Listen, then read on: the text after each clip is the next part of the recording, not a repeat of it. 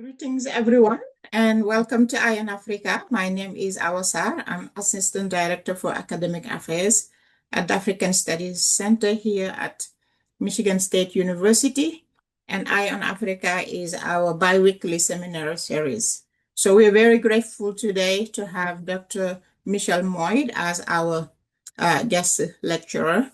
So a brief introduction, and I'll pass it over to her to share her research with us. And then at the end, you can ask questions. You can either type it on the Q&A section, or you can raise your hand and then be allowed to speak. Either way will work.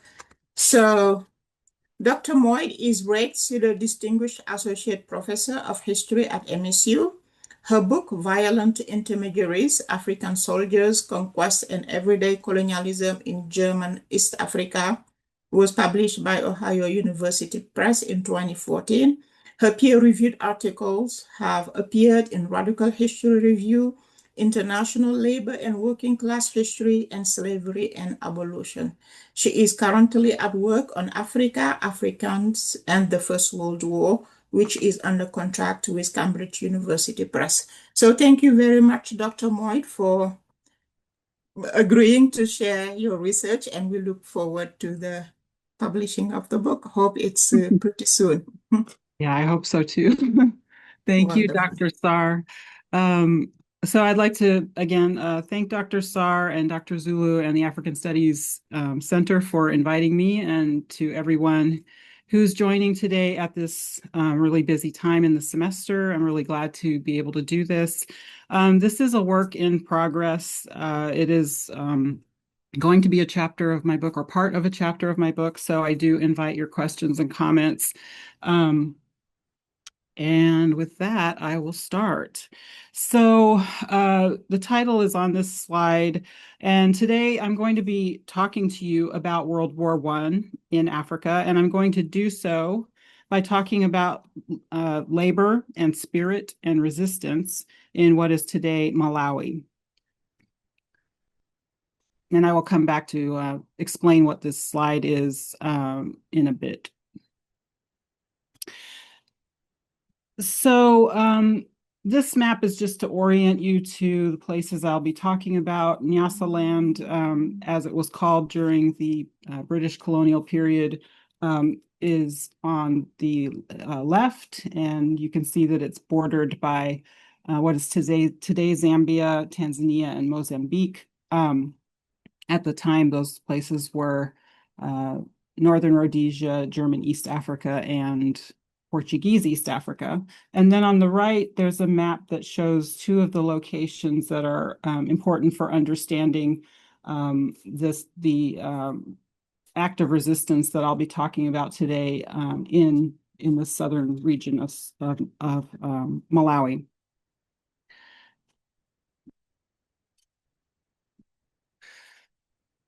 In January 1915, in the Shire highlands of Nyasaland, again, today Malawi, members of the Baptist pastor John Chilembwe's congregation went to war against British colonizers. These members of the Providence Industrial Mission, or PIM, an African independent church which had been founded by Chilembwe, took up arms against plantation owners, colonial officials, and missionaries. The uprising began on January the 23rd, 1915, and it lasted only a few days. Chilembwe's followers killed 3 European planters employed by the A.L. Bruce estates at Magomero, just 8 miles away from the PIM, and a potent symbol of colonial oppression due to its abusive labor practices. They attacked Europeans at 3 additional locations too: Mwanje Estate, the African Lakes Company in Blantyre, where they had hoped to seize weapons, and a Catholic mission in Nguludi, which they destroyed. Colonial administrators mobilized the King's African Rifles, or KAR troops, troops known as Askari, against the insurrectionists. 11 days later, Askari captured and killed Chilembwe as he tried to escape with his brother into Portuguese East Africa, today Mozambique. The colonial government executed 36 insurrectionists by hanging or firing squad and imprisoned some 300 people in the aftermath of the uprising. Askari of the KAR destroyed the PIM church, which was on that first slide that I showed you, and which had only been completed only a year or so earlier. As was typical in colonized spaces like Nyasaland, punitive actions against Malawians in the uprising's aftermath far outnumbered the colonizers' casualties. Chilembwe's followers would have known the potential for terrible colonial retribution if they went to war with the colonizers. They did it anyway. Their reasons were complex, and they emerged from the immediate circumstances of the Great War in Africa, as well as longer historical processes, which I will elaborate on shortly.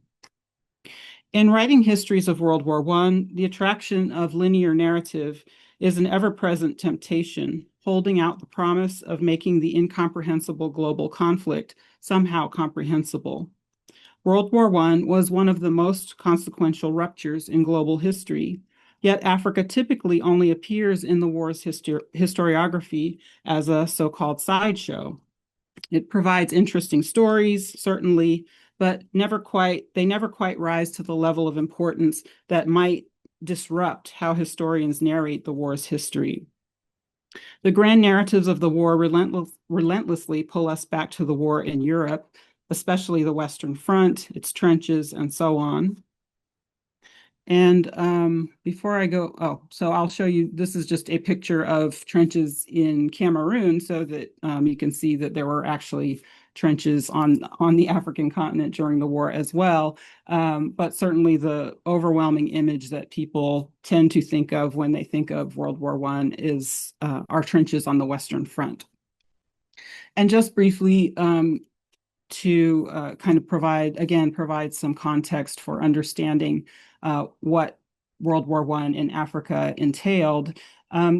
This is a geopolitical representation of empires on the African continent as it stood in 1914.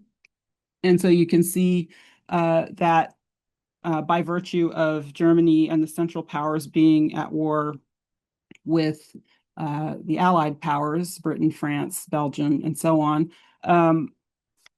the 4 German colonies were essentially surrounded by Allied territories. And so that meant that, didn't intend to do that, sorry.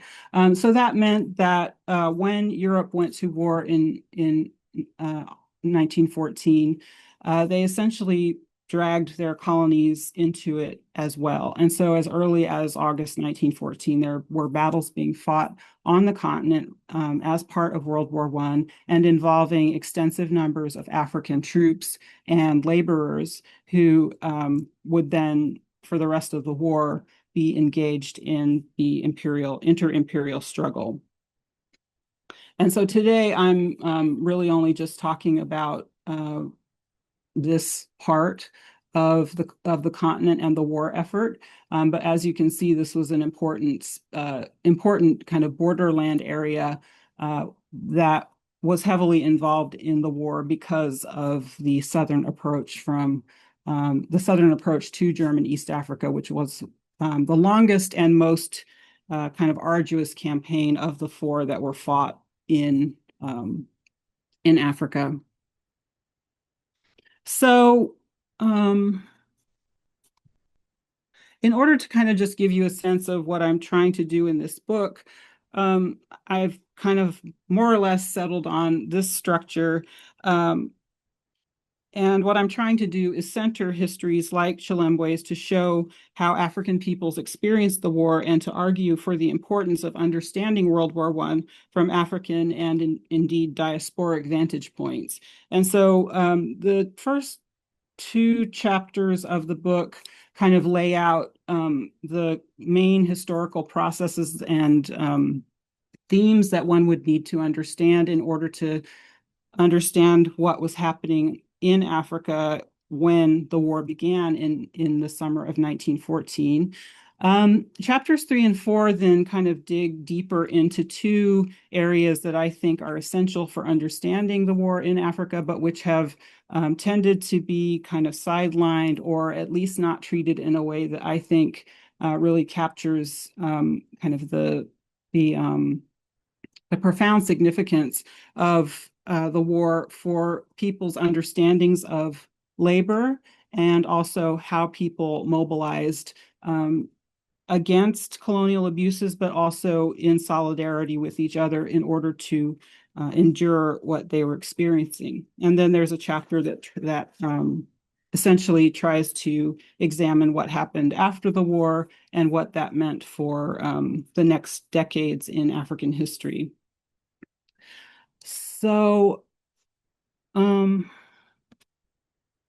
for African peoples, World War I was a dreadful exacerbation of European colonial violence and extractive actions that had existed for nearly 4 centuries in some parts of the continent. These were histories of slavery, racialized, gendered, and otherwise dehumanizing violence, and imperial invasions and incursions that Walter Rodney famously argued underdeveloped the continent, extracting wealth and shifting it to Europe and the Americas. The intensification and continuation of these processes from 1890 to 1918 culminated in what John Iliff, he's a historian of Tanzania, in writing about World War I in German East Africa, called, quote, the height of exploitation, its use as a mere battlefield, unquote. In 1914, there were still some places on the continent where European imperial control had not yet been secured, but by 1918, this was much less the case. The imperial war caused tremendous suffering all over the continent, including food shortages, famine, the spread of disease, most notably the influenza pandemic from 1918 to 1919, mass displacement that created new refugee populations, and in the campaign areas, the violence of combat, destruction of people's sustenance and infrastructures, socioeconomic disruptions of all kinds, the experience of disabled veterans returning to communities that then were charged with caring for them, and the grief and loss for those many who never returned from the war.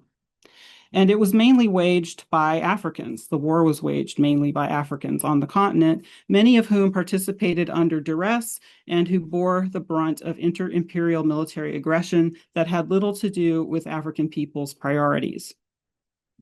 Still, the war also created certain opportunities, and these produced wayward, unruly histories that offer different perspectives on the war's history.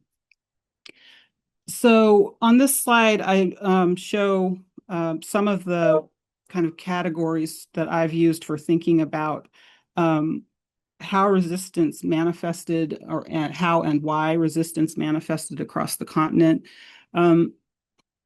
So I've essentially argued that there are 3 ways of understanding, recognizing, and analyzing these acts of resistance. First, many peoples refused increased colonial labor demands by protesting, which included by protesting, fleeing, and hiding themselves, or migrating elsewhere to avoid conscription, and so on. Secondly, religions, cosmologies, and different forms of spirituality often shaped how African peoples interpreted what was happening to their societies once the war in Africa began. Finally, some African peoples and polities saw the war as an opportunity to reconfigure political relationships between themselves and European colonizers. As one witness to the events of January 1915 noted, John Chilembwe was preaching about equality of Europeans and natives, but he was also preaching about a world without European colonizers, which necessitated, in the end, a violent insurgency against them. And there were other examples like this happening in other parts of the continent. Today, I want to focus on the second category of resistance I just mentioned, as represented in blue on this slide: religion, cosmologies, spirituality, and forms of cultural expression, both old and new, as a way of showing how African peoples resisted colonialism during the war by exercising what I'm calling alternative sovereignties. By this, I'm referring to mechanisms by which arenas within which African people sought to move beyond political sovereignties. You can define this as the authority of a state to govern itself or power over a body politic, and towards sovereignties that were generated by activities that took place in intellectual, religious, and cultural production spaces. So different scholars of African history have thought about this issue of sovereignty, and one kind of discussion that I've found useful is in Douglas Howland's and Louise White's work on sovereignty. And they argue, quote, sovereignty is a set of practices that are historically contingent, unquote, and they call for shifting our focus away from the state to look instead at the sovereign rights of those who have been disenfranchised by modern constitutional forms. That last part was also a quote. The indigenous writer David Truer writes that sovereignty isn't only a legal attitude or a political reality, it has a social dimension as well. The idea and practice of sovereignty carries with it a kind of dignity, a way of relating to the self, to others, to the past, and to the future that is dimensionally distinct, unquote. So, for example, I'm trying to think about Chilembwe and his congregation as seeking a kind of sovereignty that would be based on African Christian men's leadership, entrepreneurship, and freedom from colonial rule. African political sovereignties had, of course, been deeply undermined, damaged, sometimes destroyed by European colonial governance and its inherent violence. So my goal is to name and conceptualize these alternative sovereignties as meaningful responses to the exacerbation of colonial violence in the years leading up to the war, during the war, and after the war. It's important to focus on these elements because they provide a bridge, some continuities from pre-war to post-war, but they also show adaptations and revisions that spoke to the many disasters that African peoples faced during the war. And so today, by focusing on Chilembwe, who has been written about a great deal, I'm certainly not the first person to do this work, but he serves as kind of an anchor for me to consider a much wider Central African kind of complex in which many different African peoples responded to the World War I context through what I'm calling spirit. And so for the rest of the talk, this is kind of how it will go. I'll talk a little bit about labor demands and the nature of the war, and then I'll proceed through the ideas of spirit and sovereignties and then conclude. So I opened with a narrative about Chilembwe's war against the colonizers and its roots in anger over colonial labor abuses during the war. And the reason that one of the main reasons that the colonizers required so much labor was because this is the way that campaigns were fought during World War I in Africa, for the most part.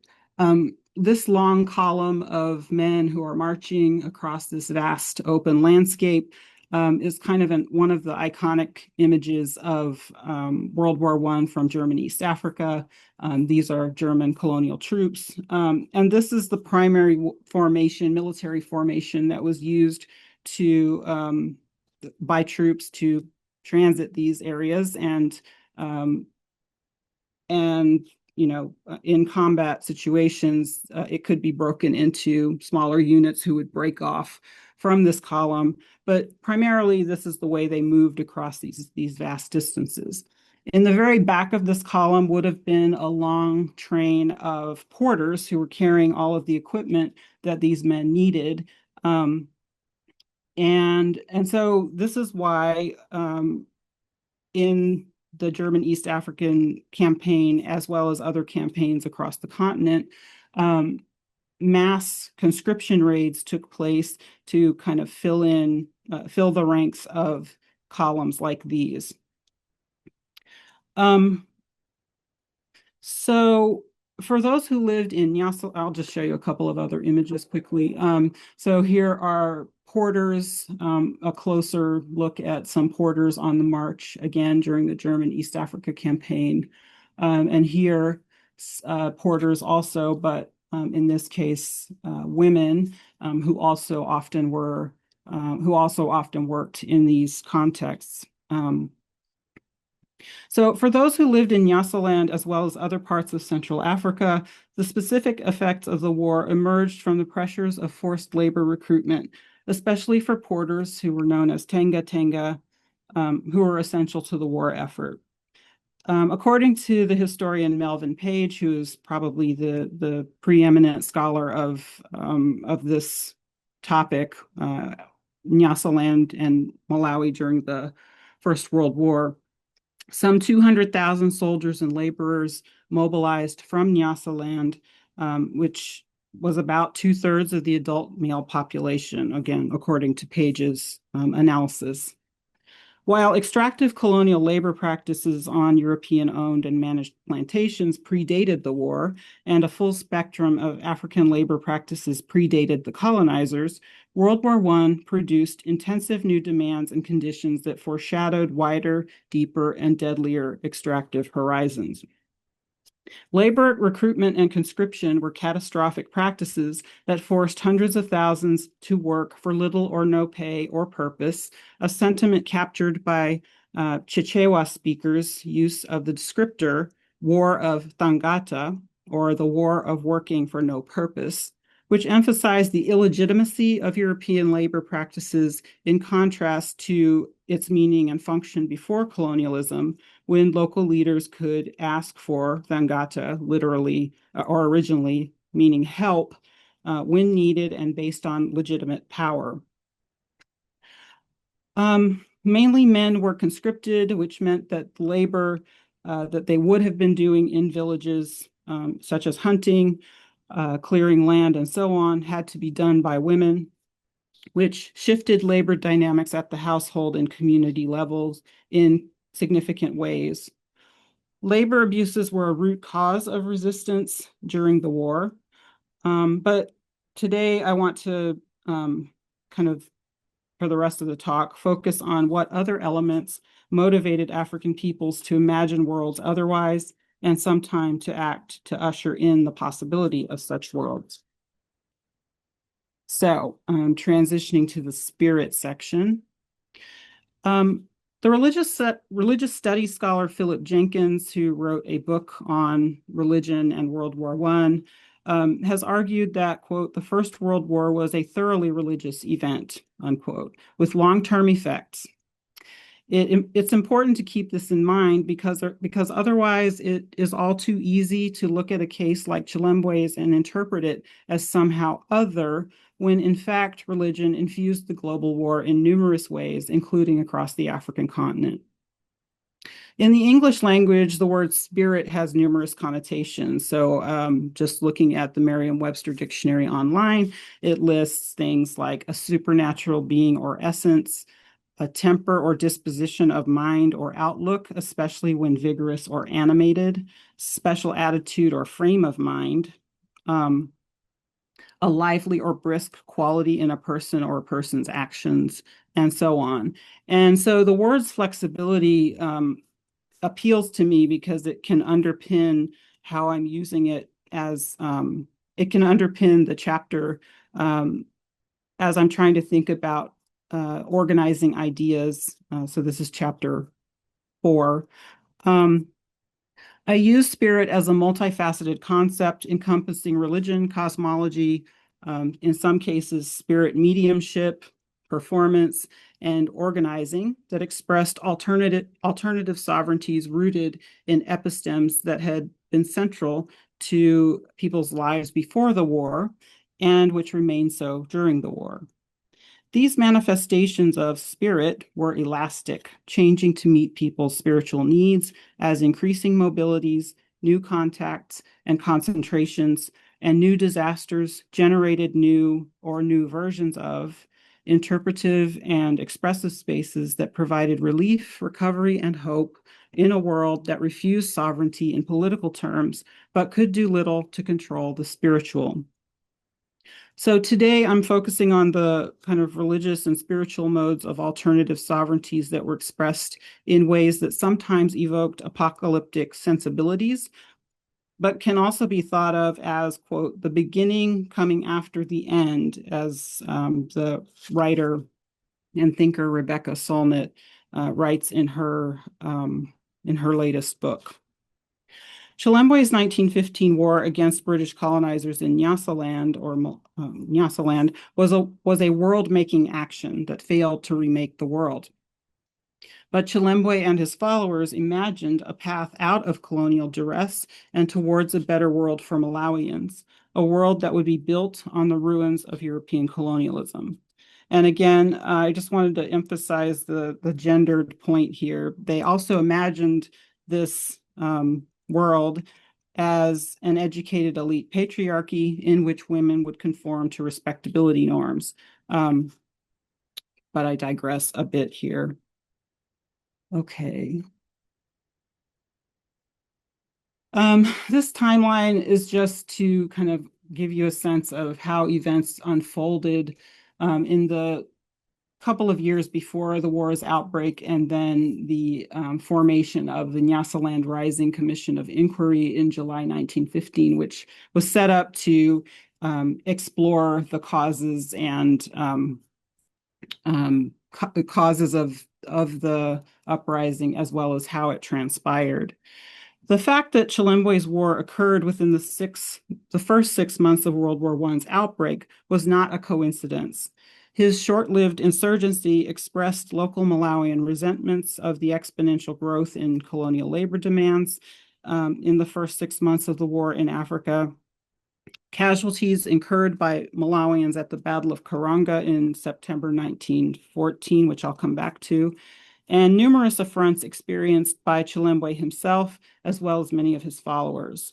So, for example, D.D. Piri, who is an important Malawian historian, wrote that military widows were being arrested because they were not paying hut tax, and instead of going to colonial government officials or their African intermediaries, they went to Chilembwe to give their complaints, and he listened.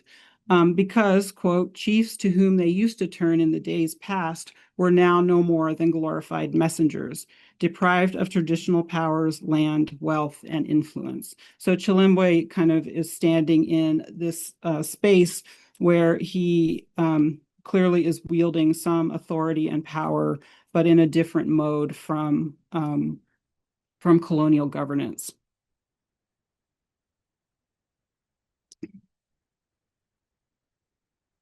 These resentments fused with Chilembwe's ministry, the culmination of his life experiences as a youthful Christian convert in Nyasaland. And also his years of working as an assistant to the radical anti-colonial Baptist missionary Joseph Booth, a proponent of the idea of Africa for the Africans. He also spent a period living and studying at the Virginia Theological Seminary and College in Lynchburg, Virginia, where he was ordained and where he met and befriended African American Christians, likely further honing ideas of Africa for the Africans, as well as perhaps some Black nationalist sentiment and ideas of industry in the style of Booker T. Washington, that began with Booth and continued through his interactions with African American Christians. He returned to Nyasaland and then began the building of the PIM, which became quite successful in the area he was in. Chilembwe espoused a very strong sense of himself as not really needing to necessarily collaborate with other missions in the protectorate to offer some kind of unified front of Christianity. He did not believe that white missions could address the needs of Africans. And so again, I'm quoting D.D. Peary here. He did not waste his time or breath preaching that the road to paradise passed through the PIM and through no other church. What he did, however, was to express doubts as to whether white missions were the best channels through which Africans could realize themselves, unquote. Colonial officials had been wary of Chilembwe well before January 1915, when the uprising began. They recognized his skills as an organizer as being quite exceptional. And when asked during the post-insurgency inquiry, again, July 1915, what he thought was the cause at the bottom of this rising, to quote the inquiry documents, former Chirazulu magistrate Bernard Milthorpe responded that, quote, John Chilembwe had ideas that he could make Nyasaland a second Liberia, unquote. And here he's, raising the kind of specter of Liberia as one of the two sovereign nations on the African continent that had not theoretically succumbed to European colonialism. In a letter sent to a fellow administrator in the Blantyre district in October of 1914, Milthorpe called for Chilembwe's arrest and recommended that he be sent up to some outstation and remain there till the war is over, and also his special teachers. I should have much pleasure in arresting him, unquote. During the first week of January, other testimony from Malawian witnesses to what happened noted that there was a lot of end of the world rhetoric circulating. People were busy making weapons. They were sacrificing livestock, reading and praying in kind of all day, all night sessions. And continuing to pay attention to Chilembwe's teachings in his church. There were kind of two groups of followers. Other scholars have identified as many as six, but to keep it more simple today, I'll say just two. One group were the mission-educated elites who in 1909 founded the Native Industrial Mission, which is sort of like a chamber of commerce, and made Chilembwe chairman. So according to the historian Landek White, quote, he began to gather around him a small but influential business community. These folks worked in colonial administration, on missions, as business owners, as plantation supervisors or capitaines, and so on, who had millennial hopes, to use White's phrase. So these were people who were freedom-seeking along the black-white colonizer-colonized binaries, but these were also, many of them were patriarchs who invested in respectability and this idea of industry. And then the second group were largely workers from people who worked on the local plantations, especially so-called Anguru workers, many of whom had crossed from Portuguese East Africa to escape famine conditions and to find work. And their experiences on the plantations were related to plantation manager W.J. Livingston's refusal to allow churches and schools on the plantation, and he actively kind of took part in or decided that they should be destroyed. So this undermined Chilembwe's mission, and of course made things more difficult for his followers who were working on plantations. They lived their lives under police and military scrutiny. They were subject to unfair labor practices, and they were aware of the rumors and prophecies of the end of the world that had been circulating since 1907 and to 1908 because of Watchtower, now better known as Jehovah's Witnesses, discourses that were shaping these kind of apocalyptic ideas that the world would end. And so these were, so that's sort of the complex of things that people, that brought people into contact with Chilembwe and his ideas, and the people that Chilembwe surrounded himself with. Okay, here again, just a reminder of the timeline.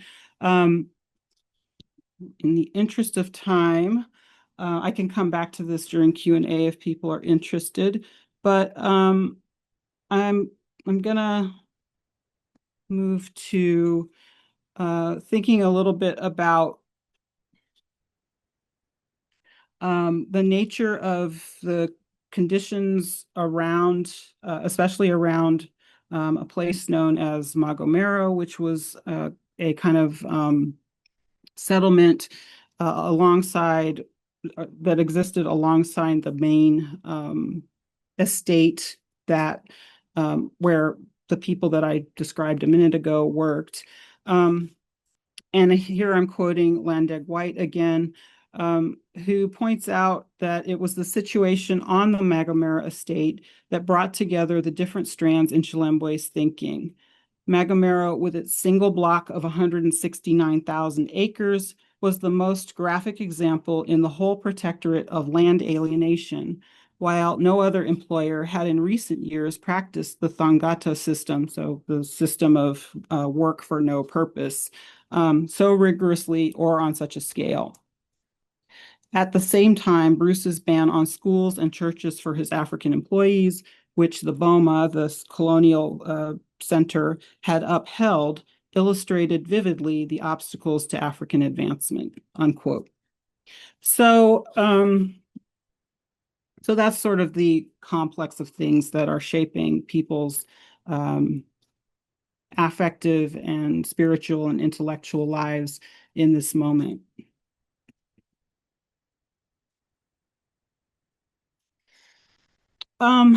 So another important feature that I need to talk about is the Battle of Karongo, which took place in September of 1914. It was one of the earliest battles in Africa's First World War, fought in northern Nyasaland up here. And it mattered because Chilembwe was very disturbed about this battle,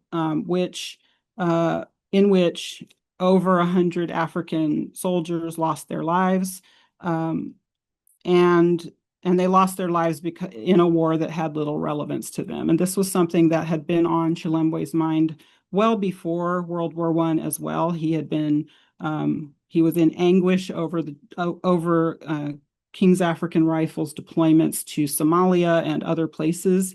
And so he captures all of this in a letter that he sent to the Nyasaland Times, which was then censored, so not many people got to see it.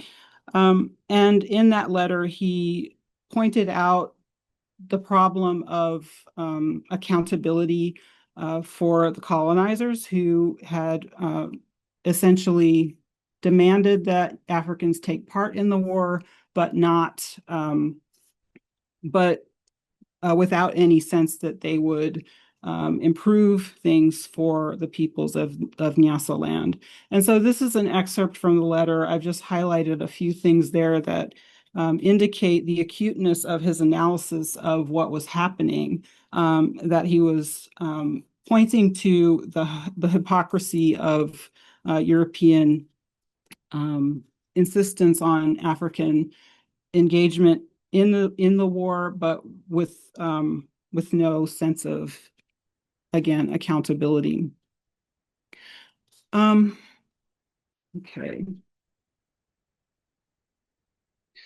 So I'm going to wrap up with discussing with a short discussion of what I mean by and why I think it's important to consider this notion of alternative sovereignties. The Providence Industrial Mission, I would argue it was one of these spaces where alternative sovereignties were being imagined. And this was it was it was one of the spaces where African peoples uh, imagined ways to mobilize against the colonizers. It also helped them cope with the war's devastating effects and helped them envision new beginnings. So I can say more in the Q&A about what some other versions of these alternative sovereignties may have looked like for uh, Malawians and other peoples on the continent. But right now, by way of conclusion, I want to turn to thinking about what happens if this is the central story of World War I. So what if we put this story of Chilembwe's uprising and the kind of intersections of labor and spirit and the quest for alternative sovereignties together as an important story within World War I historiography. It offers a history of the First World War that prioritizes anti-colonial resistance, visions of alternative sovereignties, freedom dreams, to quote Robin D.G. Kelley, alongside the violent everyday mobilization of Black people for wartime labor, for a war of Thangata, with no meaning beyond its exploitative impact on African communities. As colonizers found new ways of exploiting the peoples of Nyasaland, Chilembwe enjoined members of his congregation to communicate their refusal to tolerate further abuses or to die trying. Chilembwe's war thus lays bare the connections between, first, the exacerbation of colonial labor demands after the war's outbreak, second, African people's resistance to these labor demands and other colonial abuses, and indeed denial of their humanity, and third, resistance as an expression of spirit and African people's quests for new political configurations and new sovereignties. So, by way of conclusion, I'm thinking about, as I've said, the relationships between labor demands, spirit, and African people's naming of and decisions to confront, sometimes violently, colonizers and oppressors. The consequences of these confrontations were dire. They resulted frequently in brutal retaliation and suppression. So this is what the PIM looked like after the uprising had been contained and Askari dynamited the PIM, which, as I said earlier, had only been finished a year earlier or so. These confrontations could result in deportations, new layers and levels of colonial surveillance and security regimes, and more. So in thinking about this historical example and others that I'm still kind of working on, it's been helpful to think about Chilembwe's wayward history as a quest for an alternative sovereignty, a world without the colonizers, and a world of new beginnings for Malawians who sought to manage their own intellectual, spiritual, and political lives. I'm hardly the first person to point out this part of the history of World War I, but I am still kind of trying to solidify how to mobilize this story differently so that its global meanings and implications come through more forcefully. It's a story that is central to the global history of the war, not a story that only matters to African history. And I don't in any way mean to diminish its meaning for African history, because I do think it's profoundly important for African history as well. But World War I historiography could stand to make room for for more of such wayward histories. And for historians of Africa, it's a reminder of how limiting nation-state frameworks have been for narrating and interpreting the history of transimperial boundary crossing histories like that of World War I in Africa.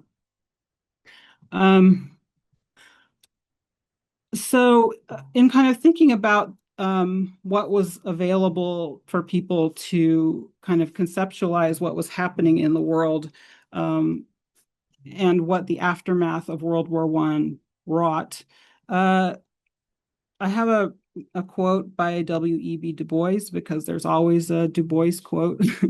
But he commented directly on this constellation of imperial abuses in his essay, The Souls of White Folk, which was published in Darkwater, Voices from Within the Veil in 1920.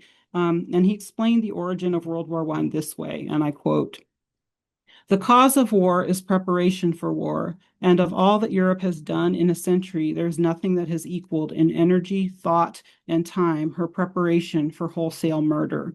The only adequate cause of this preparation was conquest, and conquest not in Europe, but primarily among the darker peoples of Asia and Africa. Conquest not for assimilation and uplift, but for commerce and degradation. For this, and this mainly, did Europe gird herself at frightful cost for war." So, in drawing on religion and organic intellectual practice, and in some instances, violence as mobilizing forces, Malawian peoples responded to this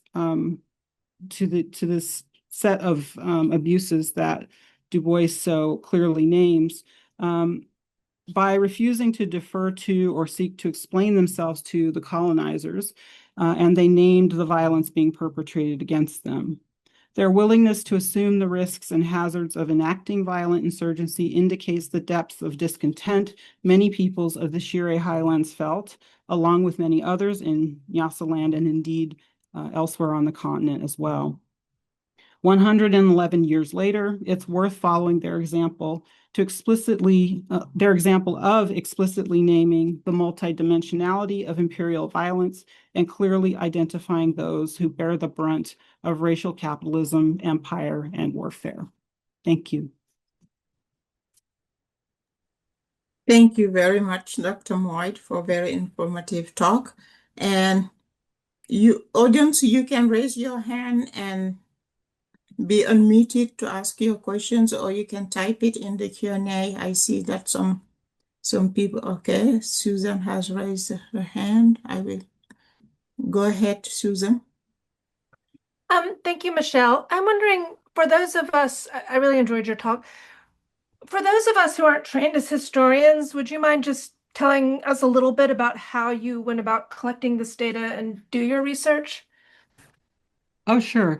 As I briefly mentioned, this is a topic that has been written about extensively since at least the 1960s, if not before, by historians of Malawi in particular. So I'm doing a lot of reading in those materials in order to kind of get us to wrap my head around what was happening in Malawi at this time. Still learning, because my main area of focus is German East Africa. But primary source-wise, there are transcripts of oral histories that were done by Mel Page and a number of Malawian scholars who assisted him in the 1970s. So interviews with people who had lived during the time of during Chilembwe's time and during World War I. That's one major set of primary sources that I've worked with, and then also John McCracken, who's another really important Malawian historian, before he passed away, had compiled a volume of the transcripts of the July 1915 inquiry that took place about the war's causes and what had happened during the uprising's causes and what had happened during the uprising. So those are two main sets of things that I've been working with. I have not been to Malawian archives, and I have not done any interviews of my own. So I'm working with, those are the primary materials that I've been working with thus far. Thank you. There is one question in the Q&A. In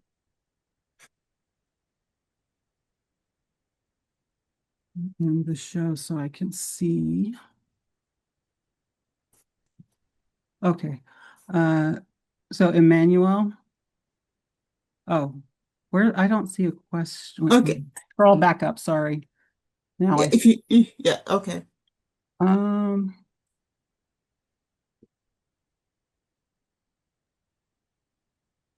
sorry, who's the question from? From Fikadu. I mean, if they have more, Oh, if yes, you I see it. Yep. I see greetings. Happy to meet you too, Fikadu, but I don't see a question. Let me see. it's Okay, not in the there we go. There. okay. Comment about Battle of Ottawa and Ethiopia. Okay. It's so this is not at all my area of expertise, but effectively, this was a battle that was um, battle that was fought between Italian forces who were attempting to conquer Ethiopia under Menelik II. And they were destroyed at the Battle of Ottawa in 1899. Is that right? 98 or 99. And this was hugely significant for African peoples and peoples in the diaspora because it was one of the first, it was one of the most important examples of an African army being able to defeat a European army. And essentially it ended for a time the Italians' quest for conquest of Ethiopia. It was revived in the 1930s, and Ethiopia was occupied for a time until it was liberated in the midst of World War II. But yeah, the Battle of Ottawa was hugely significant in terms of its symbolic importance that Ethiopia was a sovereign nation, and also that that its army had once defeated a European army in battle. Nick, you're unmuted. You can ask your question or make a comment. Okay, great. Thank you. Can you hear me? Yes, we can hear you. Hi, great to see you. And this is really fascinating. And I would like to ask a question, but also agree with you that nation state frameworks indeed really limit us in terms of really thinking about this kind of histories about African self-determination in different ways. And I think what you just presented also made me think about Zimbabwe and Mozambique in other different directions. But I guess my question now is about spirituality, maybe beyond the church. And Mhm. I'm interested here, for example, if you look at Tanzania and the Maji Maji, there's influence of indigenous African spiritual authority and leaders. If you think about Zimbabwe in what's called the first Chimurenga, Mhm. almost in the same time, within a decade or 2 decades period, with the current work you're doing, what connections could be there also and analytic possibilities for you to also think beyond John Chilembwe's circuits, because some of these people were coming from communities that were non-Christian, right? Or non-Baptist in some way. So I was just thinking about that. Maybe this is something you may have been thinking about or you haven't thought about, but it could also be interesting to look beyond the church and think about spirituality in some different ways. Yeah, and that is actually exactly what's on my mind, and why I've adopted this term spirit, because I'm trying to encompass, well, it's a chapter that's supposed to encompass the whole continent, right? So what I'm trying to think about is how to use the example of Chilembwe, but also the larger environment of Central Africa, in which Watchtower, which was hugely active, also Christian, but the kind of phenomenon of widespread, and they were pacifist. I mean, this is what I'm really interested in. Widespread sense that people were attracted to this version of Christianity because it insisted on the only proper governance came from Christ and not the colonizers, right? So it was hugely important from, say, 1907 into the 1920s. And then also in what is today DRC, there's the example of Maria Nkoy, who essentially became a prophet/spirit medium during the war, and essentially came up with an idea that the Germans would come in and save her peoples from the Belgians, right? So there's a leopard spirit that's involved in that. There are also examples of Islamic fighting against the Europeans, especially in North Africa.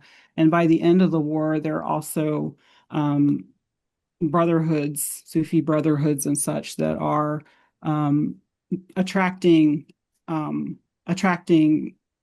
adherents because of the effects of the influenza pandemic, which also played into this sense of people needing a kind of spiritual grounding and attachment. So I think there are a lot of different approaches. And the other piece that I really want to bring in is cultural expression. So dance associations, so the secret societies, the kinds of social groups that provided mutual aid for people in times of difficulty, and also provided performance spaces in a sense that allowed people to express anger, ridicule, frustration of the colonizers without the colonizers necessarily knowing what was being discussed. And so for Malawi, the Nyao secret societies were essential to helping people escape from conscription raids. They, essentially acted as safe havens, provided safe havens for people while they were trying to escape into border regions, across border regions, even going as far as South Africa and so on. So yes, the short answer is I'm definitely trying to bring all of those things in. But, the history of religion and kind of finding the vocabulary to adequately convey what's happening in these spaces is also still kind of new to me. So I'm trying to find the right ways. But thank you, Nick. Thank you. This is fantastic. Thank you. Leo?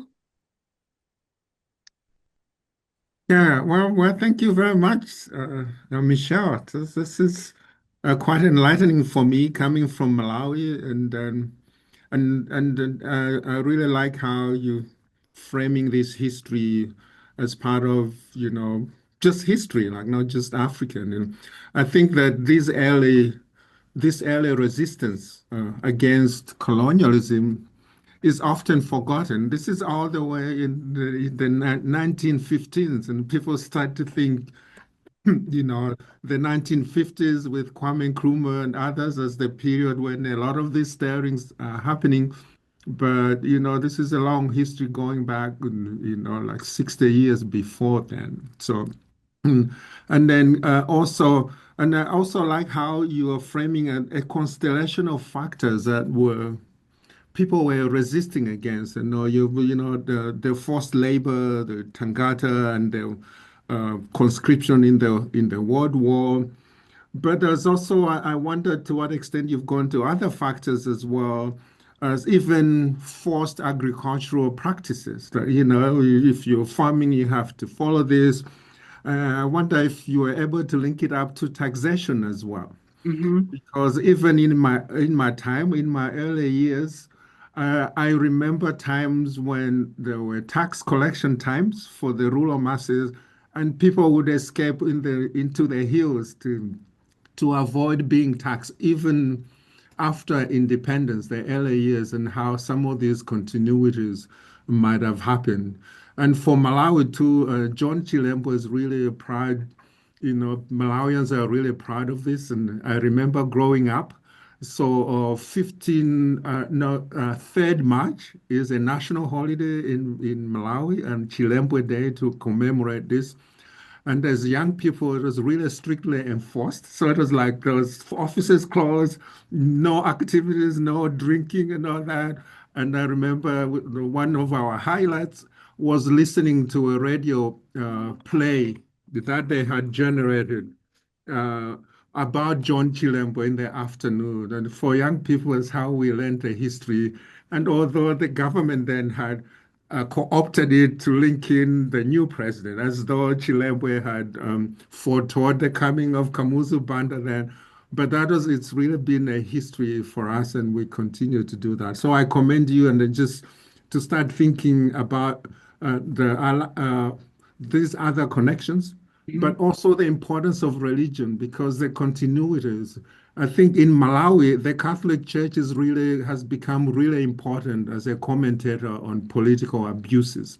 So they've been using pastoral letters to oppose government oppressions, and they were responsible for Malawi transitioning from one party to multi-party democracy. So long commentary, whatever you can pick out of it, just helping to contextualize and to thank you for the talk. Thank you. Yeah, thank you, Leo. I really appreciate these comments. And yeah, the definitely the kind of material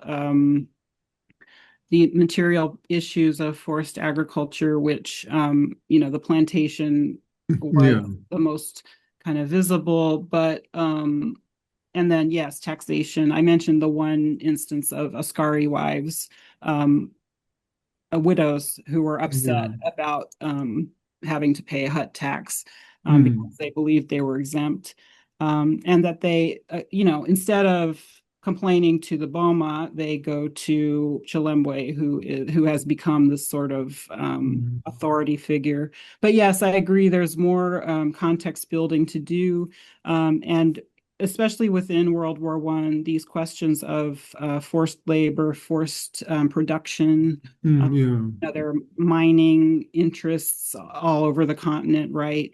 Strategic production is the language we would use today. Taxation. So yeah, definitely. And I also appreciate the comment about the Catholics in the present as kind of a voice of resistance, because they were actually the target they were one of Chilembwe's followers' targets at the time. And that came from his sort of sense, again, that there was largely nothing that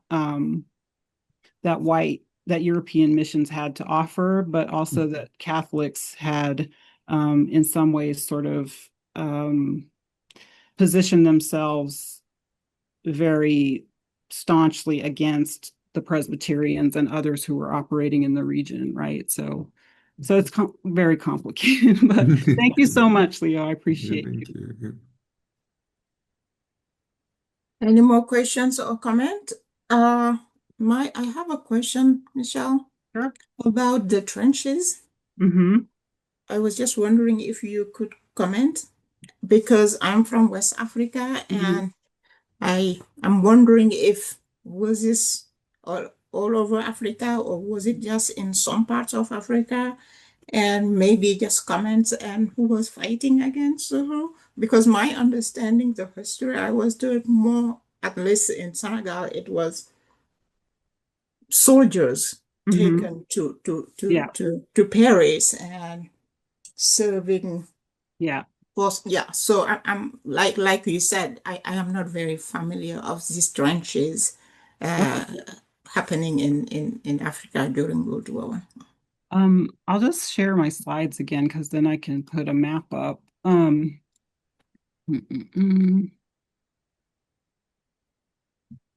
Can you see that? Did I do the right thing? If you can put it on slide mode. All right. Yeah. Yes. Okay. So there are this one trench in northern Cameroon, which was kind of the last holdout of the German forces during World War I. They were eventually defeated and forced out by a combined Anglo-French force that was successful in conquering Cameroon and forcing the Germans out. So in just looking at the map and the campaigns, in each of these cases, involved, so the orange places are all the German colonies. In each of these cases, there were combined Allied forces that, essentially pushed in from all sides. In the case of Cameroon, it took 2 years. About Germany, East Africa, it took over 4 years for them to finally defeat the Germans. Togoland, lasted like 2 weeks. And then German Southwest was it was defeated by the South Africans actually in early 1915. But to your point about so the trench, let me go back to that, sorry. The reason that trenches existed was essentially to protect troops from, it was a defensive mechanism, a defensive measure to protect troops from especially machine gun fire, but also artillery. And so these trenches were initially, they were simply soldiers digging into the ground to try and escape machine gun fire. But then they kind of became much larger, and on the Western Front they became these massive connected, almost sort of city-like spaces, much less extensive in West Africa, and there were also trenches in German East Africa that I know about. But to your larger point about Senegal and the tirailleurs sénégalais, and there were also tirailleurs algériens and tirailleurs Malaguet. And so, the French Empire mobilized troops from all over. And yes, they were, especially tirailleurs sénégalais, were on the Western Front for the entire war. And there were mass conscription efforts throughout French West Africa that created some of the same dynamics as what I described for Nyasaland, that people tried to flee into especially British borderland spaces in order to try and get away from conscription. But yeah, I mean, the French essentially mobilized hundreds of thousands of troops, some of whom had already been part of the colonial army, but many of whom were forced into, or coerced into service during the war as they needed more manpower. Wonderful, thank you. Mm-hmm.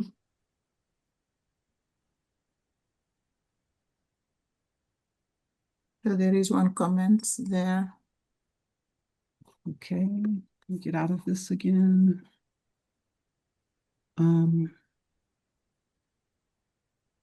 Is it that the colonizers did not know what was being discussed, or that they could not understand what was being discussed? I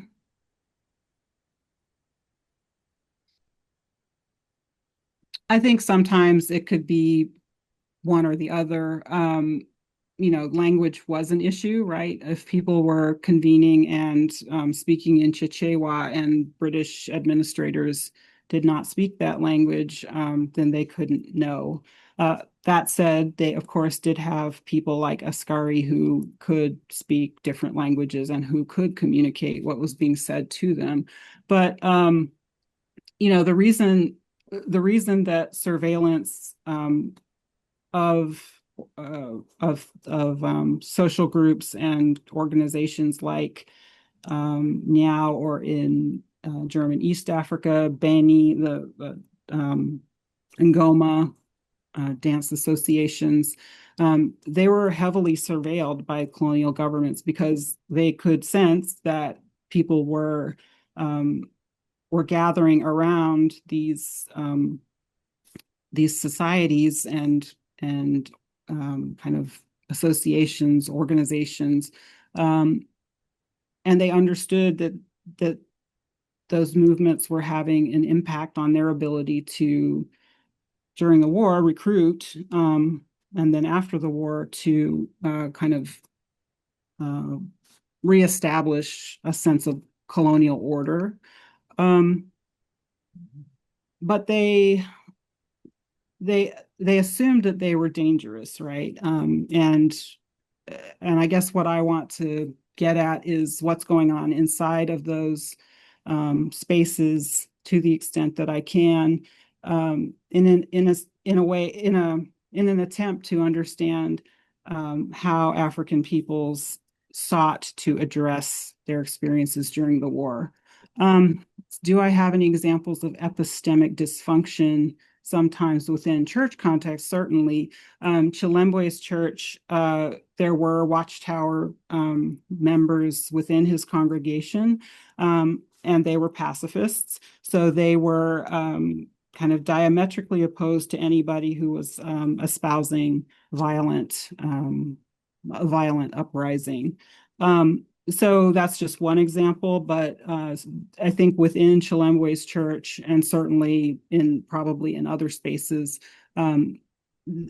there were people who, as I said, there were kind of two macro social groups that were part of the congregation, who did have different interests.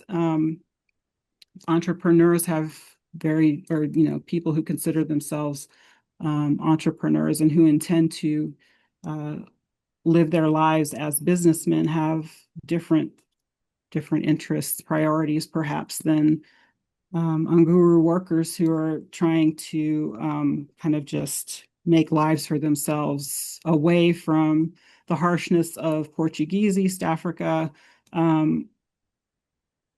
but who do not have this, who are not operating in the same means, by the same means as this sort of entrepreneurial class that surrounded Chilembwe. So, I mean, those are two things I can think of off the top of my head. I hope that answers your question. Thank you. So if we don't have any more questions or comments, we'll stop here for today. And again, thank you very much, Dr. Moyd, for coming and sharing with us. And thank you, everybody, for coming and attending this, commenting, asking questions. We'll see you next time. Thank you, Dr. Sar, and everybody.